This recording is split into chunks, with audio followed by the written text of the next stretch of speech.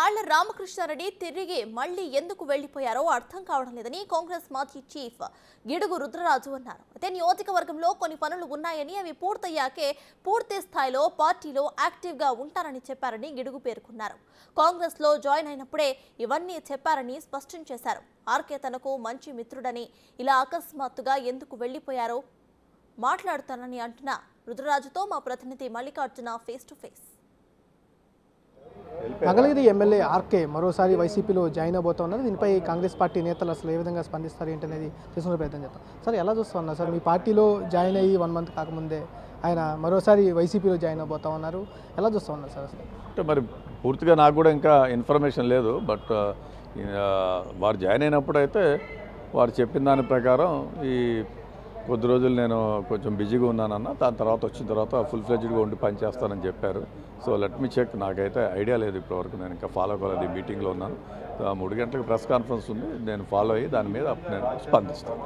అంటే అసలు ప్రభుత్వం సహకరించలేదు, తనకు బిల్లులు ఇవ్వలేదు, అందుకోసమే నేను బయటకు వచ్చేసానని చెప్పిన వ్యక్తి కాంగ్రెస్ పార్టీలో జాయిన్ అయ్యి మళ్ళీ ఆ పార్టీలో జాయిన్ అవటాన్ని ఎలా చూస్తారు? వేరే వ్యక్తిగతమైనటువంటి అంశాలు ఏమున్నాయి, నాతో అంత పెద్ద ఇంటరాక్షన్ లేదు నాకు కూడా వారితో పాటు. సో ఇష్యూస్ ఏవైనప్పటికీ కూడా ఒక రాజకీయ పార్టీ ఒక సిద్ధాంతం ఉన్న తర్వాత ఆ సిద్ధాంతాన్ని కట్టుబడి పనిచేయడం అనేటువంటిది యూజువల్గా జరగవలసినటువంటిది. మరి ఈ పర్టికులర్ ఇష్యూలో ఏం జరిగింది అనేటువంటి నాకు ఐడియా లేదు. So let me check and I'll get back to you. అంటే ఎలా చూస్తున్నారు సార్? 1 నెల రోజుల పాటు ఆయన కాంగ్రెస్ పార్టీలో ఉన్నారు. కాంగ్రెస్ పార్టీ కొన్ని సభల్లో కూడా ఆయన పాల్గొన్న పరిస్థితి. అంటే ఆయన అనుకున్న రీతిలో కాంగ్రెస్ పార్టీ లేదని వెళ్ళిపోయారు అనుకుంటున్నారా? అసలు ఏంటి సార్? పూర్వాపరాలు అన్నీ కూడా తెలుసుకున్న తర్వాత నేను రియాక్ట్ అవుతాను. నేను ఇప్పుడు మీటింగ్లో ఉన్నాను. నాకు ఐడియా లేదు అసలు ఆయన అది. ఇన్ ప్రిన్సిపల్గా మనకి ఈ గ్రూప్స్లో వస్తున్నట్టు ముఖ్యమంత్రి గారిని కలుస్తారని వచ్చింది. ముఖ్యమంత్రి గారిని ఏ సందర్భంలో కలిసారు, ఎందుకు కలిసారు అనేటువంటి ఇంకా నాకైతే ఇన్ఫర్మేషన్ లేదు. వచ్చిన తర్వాత నేను దాని మీద రియాక్ట్ అవుతాను. అంటే కొంతమంది కూడా కొన్ని అపోహలు కూడా, అంటే అపోహలు కానీ వాస్తవాలు కానీ చెబుతున్న పరిస్థితి ఉంది. కాంగ్రెస్ పార్టీలో కోవట్టుగా వచ్చాడని చెప్పి కొంతమంది ఆరోపిస్తున్న పరిస్థితి కూడా ఉంది. దాన్ని మీరు ఏమంటారు అసలు? కొంతమంది ఆరోపణలని గురించి నేను రియాక్ట్ అవ్వక్కర్లేదు. నాకు కూడా మంచి ఫ్రెండ్.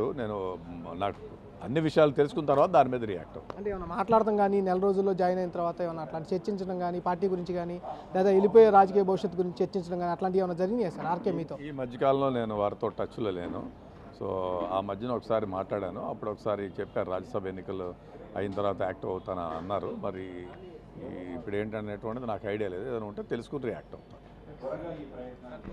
తనకు పూర్తిగా సమాచారం అందిన తర్వాత నేను ఆర్కేపై స్పందిస్తానంటూ కూడా గిడుగు రుద్రరాజు చెబుతున్న పరిస్థితి అయితే కనిపిస్తూ ఉంది. కెమెరామ్యాన్ సురేష్తో మల్లికార్జున, బిగ్ టీవీ, విజయవాడ.